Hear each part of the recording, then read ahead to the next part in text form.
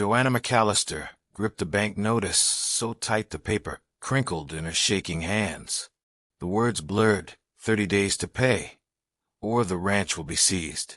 She swallowed hard, staring at the empty fields where her father's cattle once grazed.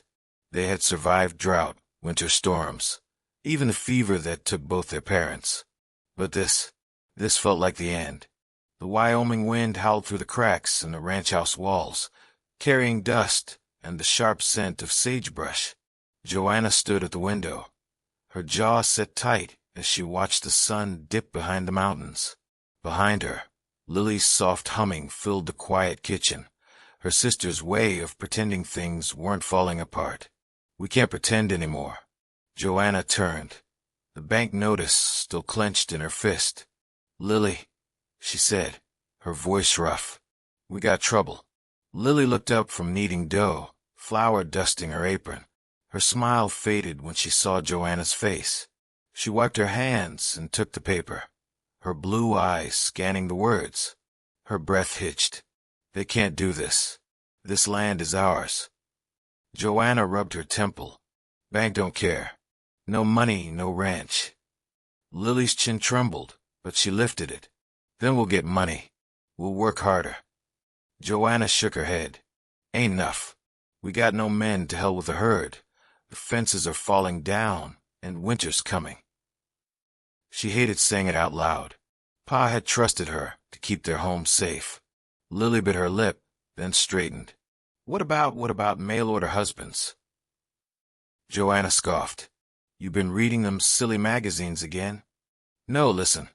Lillie hurried to the cupboard, pulling out a wrinkled newspaper. She pointed to an ad. "Honorable men seeking honorable wives. Strong workers for honest women in need of partnership." Joanna's face burned. "We ain't beggars. We're fighters," Lillie said softly. "And right now we need help. What's pride compared to losing everything?" Joanna looked out the window again, at the fading light on the land Pa had loved, the land she'd promised to protect. Her throat tightened. "Fine," she muttered. "We'll write the letters. But if they're lazy or cruel, they're gone same day they arrive." Lillie hugged her, flour and all. "God's got a plan, Joe. You'll see." Joanna didn't answer. She just stared at the darkening sky and prayed her sister was right. The stagecoach rolled into town in a cloud of dust, the horses snorting and tired from the long journey. Joanna stood stiffly beside Lillie at the station, her arms crossed over her chest. She didn't like this, didn't like relying on strangers. But the bank's deadline loomed like a storm on the horizon, and they had no choice. Lillie clutched her shawl tighter, her eyes bright with hope. "They'll be good men, Joe. You'll see." Joanna didn't answer. She just watched as the coach door swung open and two men stepped out. The first was tall and broad-shouldered, his face shadowed by a worn hat. He moved slowly, like a man used to carrying a heavy weight. His eyes, sharp and quiet, scanned the town before landing on the sisters. He didn't smile, just nodded once. Reuben Kane. The second man was younger, with a grin that didn't quite reach his eyes. He tipped his hat at Lillie, his voice smooth as honey. "Silas Gentry, at your service." Joanna's stomach twisted.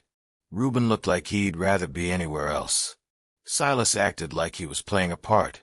Neither seemed like the answer to their prayers. Before she could speak, a deep voice cut through the air. Well, the McAllister girls finally got themselves some help." Joanna turned to see Clayton Hargrove leaning against a post, his smirk as cold as a winter creek. His eyes flicked over the men. "Hope they last longer than your last hired hand." Reuben's jaw tightened. Silas's smile didn't waver, but his fingers twitched at his side. Lillie stepped forward, her voice steady. "We'll manage just fine, Mr. Hargrove." Hargrove chuckled.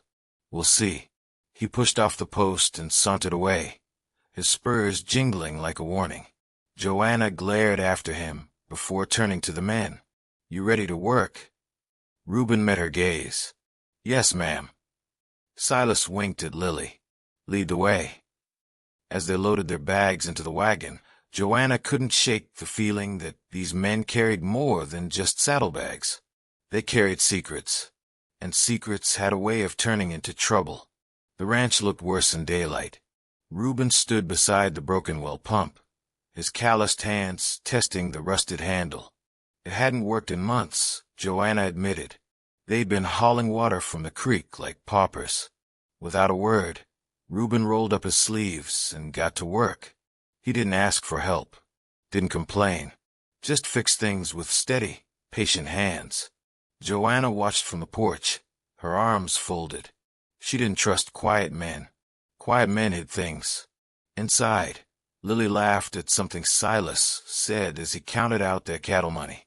"You got cheated," he told her, shaking his head. "I'll talk to the buyer tomorrow. He owes you at least $20 more." Lillie's eyes widened. "You do that?" Silas grinned. A man ought to stand up for his wife. Lillie blushed, and Joanna's grip on her coffee cup tightened. Too smooth, too quick. Men like Silas Gentry didn't do favors without wanting something in return. That night, as the sisters lay in bed, Lillie sighed happily. "See, God sent them to us." Joanna stared at the ceiling. Maybe. Outside, Reuben sat by the fire, his Bible open in his lap. And Silas was nowhere to be seen. The sky had turned dark without warning. One moment the sun was shining over the McAllister ranch, and the next, thick gray clouds rolled in like a herd of buffalo stampeding across the plains. The wind picked up, howling through the barn walls and making the lanterns swing wildly. Joanna hurried to finish securing the last of the hay bales before the rain hit. She could hear Reuben working on the other side of the barn, his movements steady despite the growing storm. A loud crack of thunder made her jump, and she dropped the rope she'd been holding. Before she could bend to pick it up, a large hand reached down and grabbed it. Reuben stood there, his face shadowed in the flickering lantern light. "Storm's coming fast," he said, his deep voice barely audible over the wind. Joanna took the rope from him, their fingers brushing for just a second. She felt her face grow warm and turned away quickly. "We need to get these doors shut before." A deafening boom cut her off as the skies opened up. Rain poured down in sheets, pounding against the wooden roof like 1,000 tiny hammers. The sudden downpour had them both rushing to close the large barn doors against the weather. They barely made it inside before the worst of the storm hit. Water dripped through a few cracks in the ceiling, and the wind made the whole structure groan. Joanna wiped rain from her face and realized how close they were standing.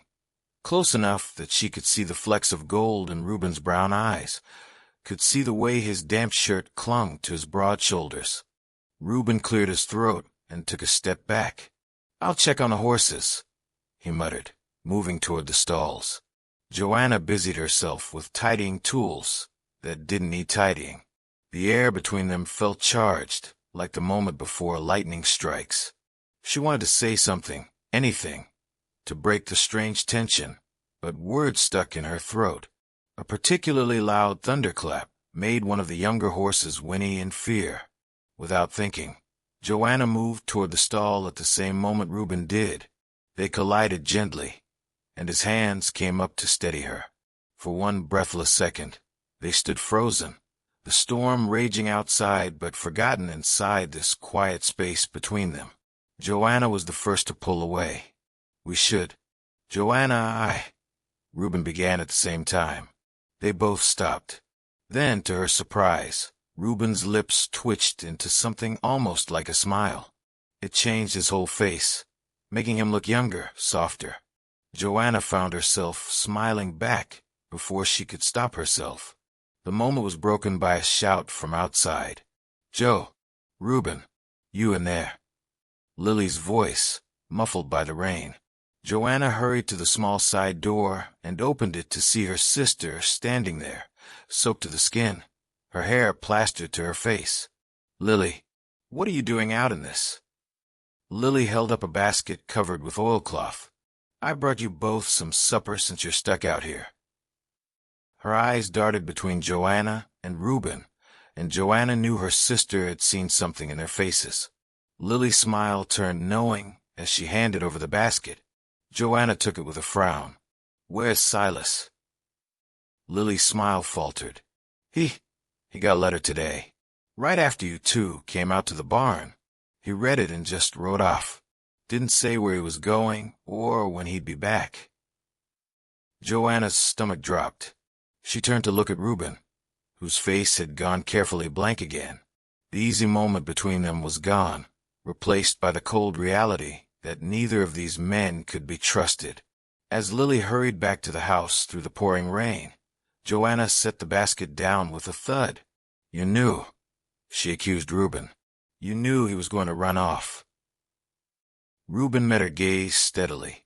"No, ma'am, but I know a man running from something when I see one." The words hung between them as the storm raged on. 3 days passed with no sign of Silas. Lillie tried to hide her worry, but Joanna saw the way her sister's hand shook when she poured the morning coffee, the way she jumped at every sound from the road. Joanna's anger grew with each passing hour, anger at Silas for leaving, at herself for trusting him, at Reuben for being part of whatever mess this was. She was mending a saddle in the barn when she heard horses approaching. Not the familiar sound of Silas returning. Too many riders for that. Joanna set aside her work and stepped outside, shading her eyes against the midday sun. For men on horseback came up the drive. 3 wore the rough clothes of ranch hands, but the one in front, Joanna's breath caught. The star on his chest gleamed in the sunlight. A U.S. Marshal.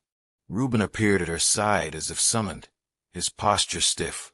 Joanna didn't need to look at his face to know what she'd find there. The same guarded expression he'd worn since the storm. The marshal reined in his horse and tipped his hat. "Morning, ma'am. Name's Grady Holt. Looking for a man might be working here." Joanna's mouth went dry. What man would that be? The marshal's eyes slid past her to Reuben. "Fella matching your husband's description. Army deserter. Maybe worse." Joanna felt rather than saw Reuben tense beside her. She forced herself to breathe normally. "My husband served honorably," she said, putting steel in her voice. "He's got papers to prove it." The marshal studied her for a long moment, then nodded. "I'd like to see those papers, if you don't mind." Before Joanna could respond, Lillie came rushing from the house, her face pale. "Joanna, there's—" She stopped short when she saw the lawman. The marshal tipped his hat again. "Afternoon, miss." Lillie swallowed hard. There's a rider coming. I think it's Silas." Joanna turned to look down the road. Sure enough, a lone figure on horseback approached, but something was wrong. The horse was moving too slowly, and the rider. Joanna squinted. The rider was slumped forward, holding someone in front of him. As they watched, Silas's horse came closer, and the scene became clear. Silas, his face drawn with exhaustion, held a small boy in his arms, a child no more than 8 years old, with wide, frightened eyes. The marshal whistled low under his breath. "Well now," he said, "this just got more interesting." Joanna barely heard him. All her attention was on Silas as he reined in his horse. His clothes were dirty, his face bruised. The boy clung to him like a burr. Silas met Lillie's eyes first. "I'm sorry," he said hoarsely. Then his gaze shifted to the marshal, and his face went grim. "Holt, should have known they'd send you." The marshal smiled without humor. "Silas Gentry. Been a while." He nodded to the child. "Who's your friend?" The boy buried his face in Silas's shirt. Silas's arms tightened around him protectively. "My nephew," he said, his voice rough. "Elijah." Joanna looked at Reuben, whose expression had gone from guarded to downright stormy. She looked at Lillie, whose eyes shone with tears, and she looked at the marshal, who seemed far too pleased with this turn of events. Whatever fragile peace they'd built on this ranch was about to shatter.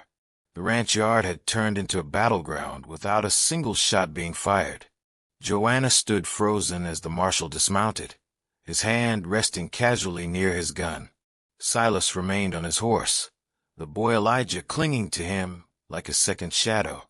Lillie took an involuntary step forward, her eyes locked on Silas's bruised face. Reuben moved first. He positioned himself slightly in front of Joanna, his posture relaxed but ready. "Marshal Holt," he said evenly, "you looking for me or for him?" The lawman's smile didn't reach his eyes. "Right now, I'm just observing." His gaze traveled over their little group before settling on the child. "That your boy, Gentry?" Elijah pressed his face into Silas's chest. Silas's arms tightened around him. "I told you. He's my nephew." Joanna found her voice. "Marshal, unless you have cause to arrest someone, we've got work to do." She gestured toward the house. "You're welcome to come inside and state your business proper." The marshal studied her for a long moment before nodding. "Fair enough, ma'am." Inside the ranch house, the tension thickened like stew left too long on the fire. Lillie busied herself making coffee, while Joanna kept her place near the door, watching everyone. Elijah refused to leave Silas's side, his small fingers gripping the man's sleeve. Marshal Holt took a seat at the table, his hat resting on his knee. "Here's how it is. I've got 2 men of interest in this room. Reuben Kane, wanted for questioning regarding stolen army supplies, and Silas Gentry." He nodded toward Elijah, whose brother owed money to some dangerous people. Lillie's cup clattered against the saucer. "That's not true." Silas's shoulders slumped. "It is true, Lillie." He looked at the marshal. "But I didn't steal anything. My brother got in deep with Clayton Hargrove's men when they came to collect." His voice broke as Elijah whimpered. Reuben spoke up. "The army supplies. That was Corporal Jenkins. I saw him loading them onto Hargrove's wagons the night before I left." The marshal's eyebrows rose. "That's so. And why didn't you report it?" "Because Jenkins was the captain's nephew," Reuben said bitterly, "and I'd already been marked as a troublemaker." Joanna's hands clenched at her sides. She looked from Reuben's set jaw to Silas's exhausted face to the terrified child between them. These weren't criminals. They were men caught in bad situations, same as her and Lillie with the ranch. The marshal sighed and reached into his coat. Joanna tensed, but he only pulled out a folded paper. "Got a wire this morning. Jenkins confessed. Reuben Kane's in the clear." He turned to Silas. "As for you, that boy have any other family?" Silas shook his head, his hand coming up to rest on Elijah's back. "Just me now." A long silence settled over the room. Then Lillie moved. She crossed to Silas and knelt beside Elijah. "Hello," she said softly. "I'm Lillie. Would you like some cookies?" The boy peeked out at her. After a moment, he nodded. As Lillie led Elijah to the kitchen, the marshal stood. "I'll be checking in on Hargrove's operation. Might be I'll find those army supplies." He paused at the door. "You folks take care." When he was gone, Joanna let out a breath she hadn't realized she'd been holding. Reuben met her eyes, and something unspoken passed between them. Understanding, maybe, or the beginnings of trust. Outside, the sound of splintering would shatter the moment. They rushed to the window in time to see 3 riders galloping away, and the newly repaired fence lying in ruins. The days that followed were filled with work and worry. Joanna and Reuben labored from dawn till dusk, rebuilding fences, tending livestock, preparing for winter. Silas took on lighter chores while his bruises healed, always with Elijah at his side. The boy rarely spoke, but he'd started following Lillie around like a duckling, helping with small tasks. One evening after supper, Joanna found Reuben on the porch, staring at the stars. She hesitated before joining him, handing him a cup of coffee. "Thank you," he said quietly. They stood in comfortable silence for a while before Joanna spoke. "You never told me about the army." Reuben's fingers tightened around the cup. "Not much to tell. Signed up young. Learned the hard way that justice doesn't always come to those who deserve it. Joanna studied his profile in the moonlight. You could have told me about the marshal, about why you were worried, and have you look at me the way everyone else did. He shook his head. I couldn't bear that. The raw honesty in his voice made Joanna's chest ache. Without thinking, she reached out and covered his hand with hers. You're a good man, Reuben Kane. Inside the house, a sudden crash made them both start. They hurried in to find Elijah standing amid shattered china, his face pale with fright. I'm sorry, the boy cried. I didn't mean to. Lillie was already kneeling beside him. It's all right. No one's mad. She began carefully picking up pieces. Silas appeared in the doorway, taking in the scene. His face darkened. Elijah James Gentry, what did you do? The boy burst into tears. I was trying to help. Like you said, I want to put the dishes away like a good boy, so you wouldn't leave me too. The words hung in the air like gun smoke. Silas's anger melted into something much sadder. He scooped Elijah into his arms. I'm not leaving you. Not ever. Later that night, as Joanna checked the doors before bed, she heard voices from the kitchen. Silas and Lillie sat at the table, heads close together. Thought I could outrun his debts, Silas was saying. But they were always going to come for Elijah. Only thing of value my brother left behind. Lillie touched his arm. He's safe now. Joanna retreated quietly, her heart heavy. They were all running from something. Her and Lillie from the bank, Reuben from false accusations, Silas from dangerous men. As she passed her father's old study, something caught her eye. Family Bible lay open on the desk. She moved closer and saw a paper sticking out from between the pages. A deed, but not for their current land, for a much larger parcel bordering Hargrove's property. Joanna's breath caught. If this was valid. A floorboard creaked behind her. Reuben stood in the doorway, his expression unreadable. Find something. Joanna held up the deed. I think I just found our way out of trouble. The first snowflakes of winter were beginning to fall as Joanna stood at the edge of their property, the newly discovered deed clutched in her stiff fingers. The crisp morning air burned her lungs as she breathed deeply, staring at the vast stretch of land that supposedly belonged to her family. If this document was real, it changed everything. Reuben came up beside her, his shoulder brushing against hers as he studied the paper over her shoulder. His breath formed little clouds in the cold air. This says your pa owned nearly double what you've been working. Joanna nodded, her eyes tracing the faded property lines. Hargrove's been grazing his cattle on our land for years. If we can prove this. A distant shout cut her off. They turned to see Silas running toward them, his face flushed with urgency. Fire! At the north pasture. Joanna's heart leapt into her throat. She hitched up her skirts and ran, Reuben and Silas close behind. By the time they reached the pasture, orange flames were already licking at the dry winter grass, sending up thick black smoke that stung Joanna's eyes. Lillie was already there, beating at the flames with a wet burlap sack, her face streaked with soot. Elijah stood frozen nearby, clutching 2 buckets of water he was too small to lift. Get the livestock out. Joanna yelled as she grabbed an empty feed sack and plunged it into the water trough. The cattle were panicking, their frightened bellows mixing with the crackle of flames. Reuben didn't hesitate. He sprinted straight into the smoke, his shirt pulled up over his nose, driving the terrified animals toward the gate.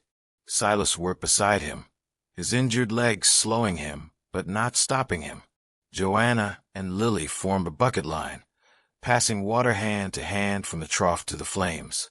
The heat scorched Joanna's face, and embers burned tiny holes in her dress. But she didn't stop, couldn't stop. After what felt like hours, the last of the flames died under their desperate efforts. The pasture was blackened, the air thick with the smell of charred grass and burnt wood. Joanna collapsed onto her knees, her arms shaking with exhaustion. That's when she saw it, a glint of metal in the ashes. She reached for it with trembling fingers, a cattle brand, still warm. Not their simple M, but Hargrove's elaborate CH. Reuben came to stand beside her, his face grim as he recognized the brand. This wasn't an accident. Joanna's hands clenched around the metal until the edges bit into her palms. She looked up at the blackened remains of their pasture, at Lillie's tear-streaked face, at Elijah's frightened eyes. Something hard settled in her chest. "Get the wagon ready," she said, her voice low and dangerous. "We're paying Mr. Hargrove a visit." The Hargrove ranch house loomed before them, its wide porches and polished windows a stark contrast to their modest home. Joanna sat straight-backed on a wagon bench, the deed folded carefully in her pocket. Reuben drove the team, his jaw set like granite. Silas and Lillie rode behind them, with Elijah left safely in town with the minister's wife. As they pulled up, Clayton Hargrove himself stepped onto the porch, flanked by two of his ranch hands. His smile was all teeth. "Well, if it isn't the McAllister sisters, come to finally sign over your land." Joanna didn't return his smile. She held up the cattle brand. "You burned our pasture." Hargrove's eyes flicked to the brand, then back to her face. "That's a serious accusation, little lady. You got proof?" Reuben moved before anyone could stop him. In 2 long strides he was up the porch steps, grabbing one of the ranch hands by the collar. "This one reeks of smoke." The man paled, his eyes darting to Hargrove. The cattle baron's smile never wavered. "Even if my men got overzealous, it don't change the facts. You owe the bank. When you can't pay, that land becomes mine." Joanna reached into her pocket. "Actually, Mr. Hargrove, we don't owe nearly what you think." She unfolded the deed with deliberate slowness. "Seems our father owned all the land up to Cottonwood Creek. That includes the section you've been grazing your cattle on for the past 5 years." For the first time, Hargrove's confidence faltered. He snatched the paper from her hands, his eyes scanning it rapidly. "This is worthless. The boundaries were settled years ago." "Not according to the county records," Silas spoke up. He held up another document. "I checked this morning. This deed was properly filed and never disputed." Hargrove's face turned an ugly shade of red. He crumpled the deed in his fist. "You think a piece of paper scares me? I'll have that land one way or another." Reuben stepped forward. "There's another way." His voice was calm, but carried like a gunshot in the tense air. "A cattle drive. Our herd against yours. If we deliver more beef to the railroad by week's end, you drop your claim. If we lose, we sign over everything." Hargrove barked a laugh. "You're crazy. My men can drive circles around yours." Joanna held her breath. It was a reckless gamble, but Reuben's eyes held a quiet certainty that made her nod. "We accept." Hargrove's smile returned, predatory and sure. "You've just signed away your ranch, little lady." As he turned to go inside, he called over his shoulder, "See you at the railhead." The ride home was silent, the weight of their gamble pressing down on them all. As they neared the ranch, Lillie finally spoke, her voice small. "We don't have enough hands for a cattle drive." Joanna looked at Reuben, then at Silas. "We'll manage." But that night, as she lay staring at the ceiling, doubt crept in. They were outnumbered, outgunned, and running out of time. The rustle of fabric made her turn. Lillie stood in the doorway, her face pale in the moonlight. "I'm scared, Joe." Joanna opened her arms, and her sister came to her, just like when they were children. She stroked Lillie's hair. "Me too, but we're McAllisters. We don't give up." Outside, the wind howled like a living thing, carrying the first real snow of winter. In 3 days, they'd either save their ranch or lose everything. The morning of the cattle drive dawned cold and gray, the kind of day that made bones ache and spirits weary. Joanna stood at the corral, watching her breath form little clouds in the frigid air. Their small herd milled nervously, 30 head against Hargrove's 50. The odds were against them, but so they had always been. Reuben came up beside her, his shoulder brushing hers. Nervous, Joanna looked at their hands, so close yet not touching. Terrified, she admitted. He surprised her by taking her hand, his calloused fingers warm around hers. "We'll make it." Lillie and Silas joined them, leading the horses. Elijah trailed behind, clutching a small bundle. "I made you all sandwiches," the boy said solemnly, holding out the clumsily wrapped packages. Joanna's throat tightened as she took one. "Thank you, Elijah." The moment was broken by the sound of approaching riders. Hargrove and his men came at a trot, their fine horses and newer gear a stark contrast to the McAllisters' worn equipment. "Last chance to back out," Hargrove called, his grin smug. Joanna mounted her horse with practiced ease. "We'll see you at the railhead." And so it began. The first day was the hardest. The cattle were skittish from the fire, and the weather turned bitter. Snow fell in fits and starts, coating the trail in slippery white. Joanna's fingers went numb around the reins, but she pushed on, riding flank with Reuben, while Silas and Lillie took point. That night around the campfire, their exhaustion was palpable. Elijah, bundled in 2 coats, fell asleep against Silas's shoulder almost immediately. Lillie stirred the meager stew. "Do you really think we can win?" Reuben looked up at the starless sky. "Depends on the weather."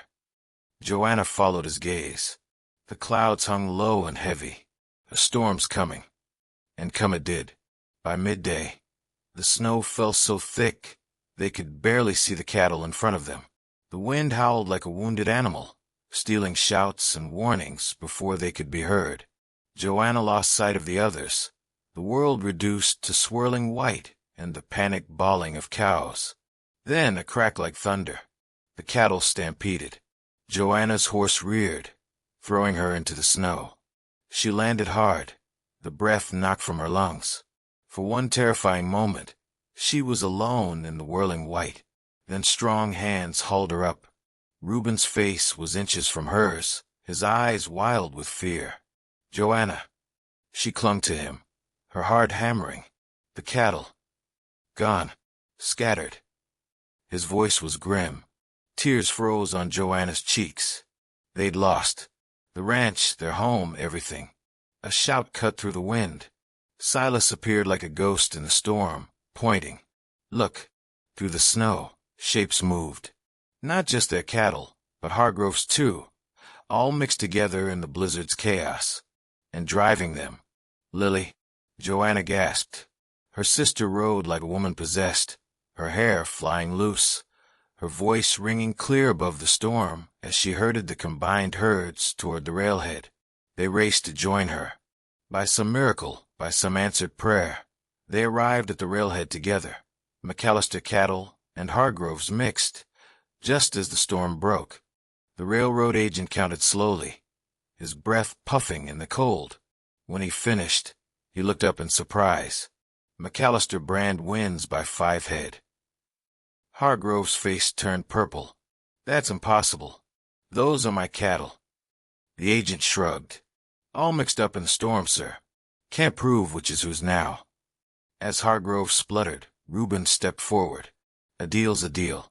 The ride home was slower, wearier, but lighter. They'd done it. The ranch was safe. That night, warm by the fire and full from supper, Joanna found Reuben on the porch again. This time, she didn't hesitate to join him. "You're leaving now that the ranch is safe, aren't you?" The words hurt to say. Reuben turned to her, his eyes soft in the moonlight. "Only if you tell me to go." Joanna's heart swelled until she thought it might burst. She reached for him, and when their lips met, it felt like coming home. Inside, Lillie's delighted squeal told them they'd been seen. 2 weeks later, with the first green shoots of spring peeking through the winter ground, they stood before the minister, Joanna and Reuben, Lillie and Silas, with Elijah holding the rings. As the minister pronounced them husbands and wives, Joanna looked around at her family, the sister who had never given up, the men who had become their strength, the boy who had healed their hearts. The ranch stretched out behind them, alive with promise. Somewhere in the distance, a meadowlark sang. If this story touched your heart, please consider sharing it with someone who needs a tale of hope and second chances. Stories like this only live when they're passed from one heart to another. May you always find courage when the storm comes, and may love surprise you when you least expect it. Like, share, subscribe for more stories that warm the soul.